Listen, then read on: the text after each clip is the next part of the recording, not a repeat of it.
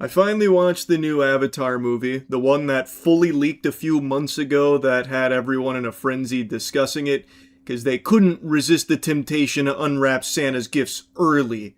But I waited like a good boy for my dessert. So here I am, tardy to the party, clean plate club. I finally watched it, and overall kinda lukewarm on it, unfortunately. I we're getting into spoilers off rip. I just want to start yapping. There are things about it that I liked. I think the animation is beautiful. I think they really did do a good job with the animation. I love the fights. I think the fights are very hype and they're, I think, visually stunning. But now I'm immediately going to piggyback on that compliment to give a complaint. I feel like the fights in here kind of lose the martial arts focus that was like front and center throughout Avatar: The Last Airbender, the series. Martial arts was integral to the bending, and it was present in every single facet of it. In this, it felt more like Dragon Ball Z type fighting with like energy blasts and shit like that. It felt like I was more watching some kind of shonen where they're using magic as opposed to like martial arts derived bending. And it's not to say that it's bad, but I prefer the martial arts to still be like deeply intertwined with the bending that we're watching. And I feel like they really lost that, especially at the end of the movie where it becomes basically like the final fight in Mob Psycho 100. It's like, it's unrecognizable from like normal Avatar type action. You got Aang flying around. He's got like a big power up. He even kind of looks like something out of Naruto at the end there with his power up with the staff, fighting against another powered up foe, Taga, who's been powered up by the staff, so now he's mutated into like a, big powered up form. It's just like, it wasn't bad. Like, I still think it's visually very cool and the action was still hype, but I would have preferred if it still stayed true to like the martial arts roots of it all. It feels like that was kind of forgotten. But I won't harp on it too much. I still think the animation was great and the action was still hype to watch. Now, I will say that it feels like they took Team Avatar here and nerfed them across the board.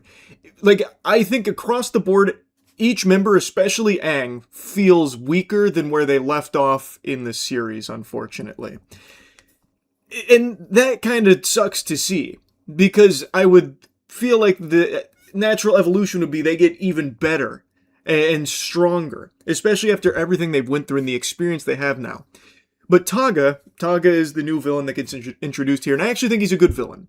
I think he kind of suffers from a little lack of depth because they didn't have, like, episodes to flesh him out. They had one movie to do so, but the groundwork they laid on him, I thought, was solid. He is an airbender from an ancient time who gets revived here and gives Aang and really the whole world the hope of bringing airbending back through this staff that's able to channel the power of the full spirit realm so they can then bestow the gift of airbending to whoever they choose. And that's how Taga received it from Avatar Sonam. And Sonam is a really interesting new character they introduce here, an avatar that willingly cut herself off from everything, really, out of regret over how things unfolded during her time with Taga specifically and that staff.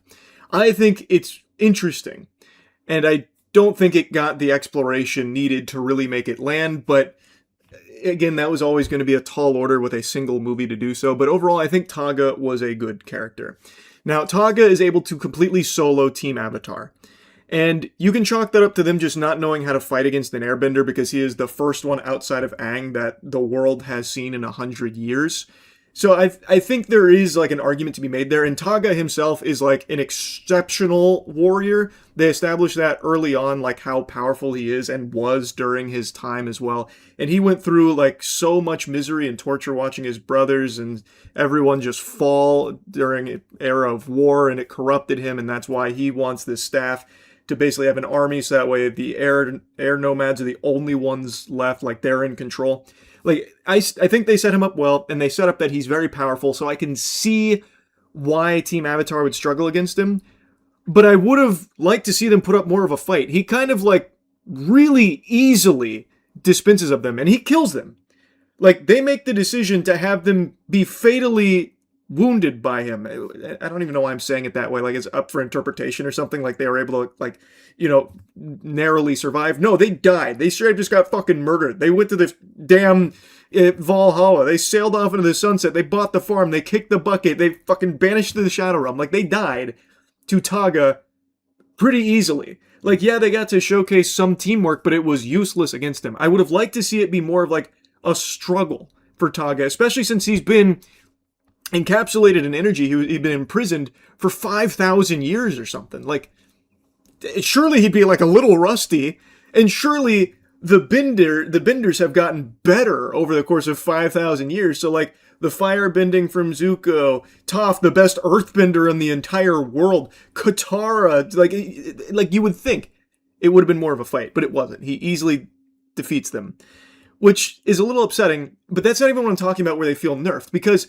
at the end of the movie, when he does give airbending to the Denied, who are non-benders, and they were initially set up as the villains here, where they are non-benders who have been undergoing discrimination, and now they want to fight back against the Avatar, and they want the staff so they can get bending and have power for themselves after everything they've been through, which isn't really explored in this new era of peace, how they have reached this point where they are so desperate and just full of agony that they want to kill the Avatar, take the staff, have bending for themselves to fight back and get power. That's not explored, so they feel pretty flat as, like, villains, the Denied. And I know that plays into Korra. Like, it's a parallel to what's in Korra. Full disclosure, I haven't seen Korra. I was never really interested in seeing Korra after I heard bits and pieces about it, but I think I will take the plunge and watch it, especially since there is another Avatar series coming up, so I will watch it pretty soon. But anyway, so where I feel the nerf really gets insulting is at the end. They get the bending, the Denied, and immediately they're able to start standing toe-to-toe with Toph, with Zuko, with Katara. Like, come on, like, I get they're warriors too, the Denied, but they just got airbending. They wouldn't know how to utilize it like this, and especially not to the level where they would actually be a threat to the core cast of Team Avatar. Like, Toph does defeat a few of them pretty easily, but then another one is able to just, like, blow her away, and then we don't see her again. And Katara also struggles a bit as well. Zuko, too. Like, come on. There's no fucking way they would actually struggle there. And I guess you can make the argument, like, they didn't want to hurt the Denied, but, like, they still did fight back, and they were struggling with the fighting back. I just really didn't like that decision because, in fact, across the entirety of this movie, everyone on Team Avatar is just perpetually dumpstered. They're getting fucking smurfed on by Taga, and then by, like, actual, like, rookies. I'm talking fucking bronze level players come in here and just start right on their cheeks. Like, come on. Like, I really thought that was a bad decision there. Now, another thing I really didn't like, and it's something that I already mentioned, is they do kill Team Avatar. Taga kills them. But Katara was able to revive herself with the spirit water, and then revive everyone else with the spirit water as well. Including Aang. Like, that's kinda lame. Why? We saw Aang get revived with spirit water in the series, and that was fine. Why are we doing it again, and why are we doing the fake out deaths here and then using spirit water as the day is saved type thing?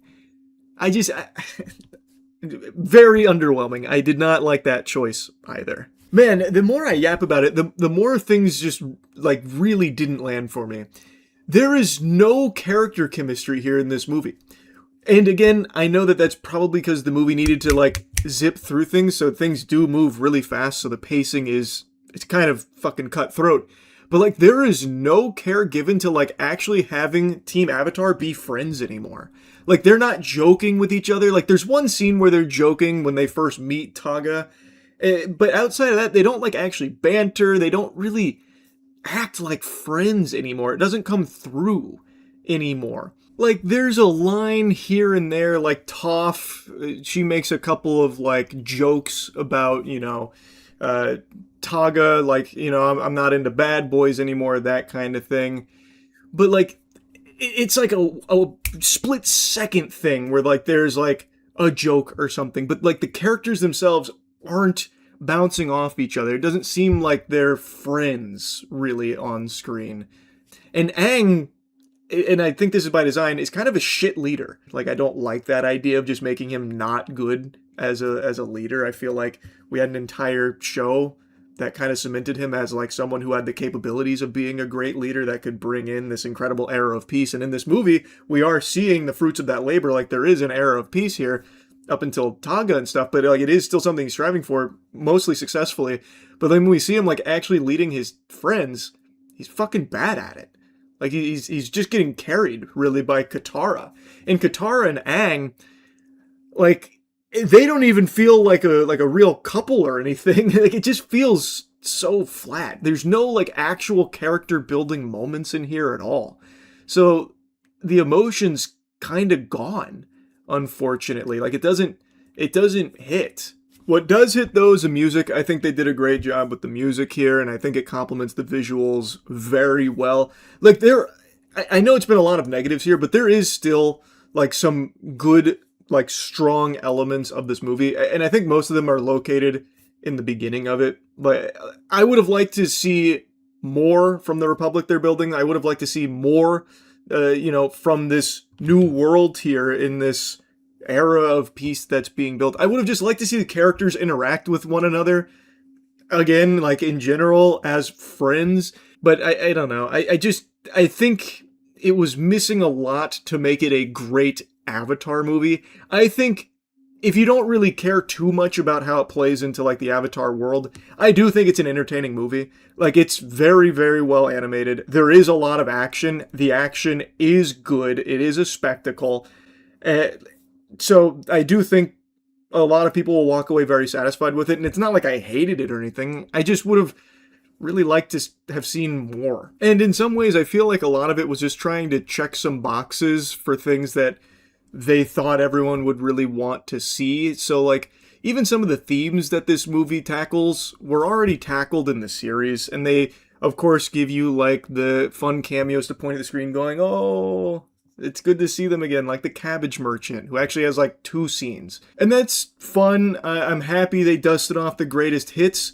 I just wish that the narrative was stronger. I just don't think that this story hit super hard, especially knowing that it wasn't going to lead to anything. Even not having watched Korra, I know that airbending does come back in that show. Thus, it had no chance of coming back here. And that removes a lot of the tension of it. And since the stakes are so fucking high, where it's like end of the world apocalypse shit, it was always just going to be wrapped up here at the end of the movie, just fully. So I don't think that this was really the best story for this kind of movie. I do like Taga, and I do like some of the things they introduce here. I don't think the whole dish worked together super well. Some of the ingredients I think were solid, but the meal they served I think was just lacking. What I will say, though, is that this movie made me want to rewatch the series, which is something I haven't done in like a decade, maybe even more. It's been a while since I've watched Avatar: The Last Airbender start to finish, and this made me want to watch it again. And I also imagine that this movie probably does have some things that like contradict what was in the series, but I don't remember them, like the rules in there. Like, in particular, I'm pretty certain in the series, Aang couldn't just go communicate with any avatar all willy-nilly. In here, he's in there fucking constantly like it's an AOL chat room.